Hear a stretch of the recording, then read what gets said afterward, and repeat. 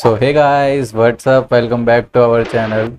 In today's video, we're going to discuss how to create a shortcut icon like this one in your laptop.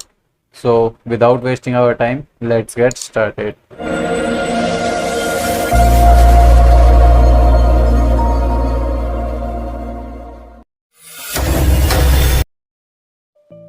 Alright guys, the first step is to open the run dialog by pressing Window plus R, or you can even search in search bar, that is run, and enter it. Now here you have to type the command which I am typing. So make sure you type the same command I am typing and click on OK. This will open a list of all the apps installed on your system.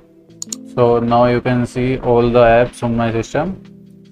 Now I want a shortcut icon of Excel, so right click on the Excel, and now you can see here is the option of create shortcut. Click on yes in pop-up, and after closing this you can see Excel shortcut is created.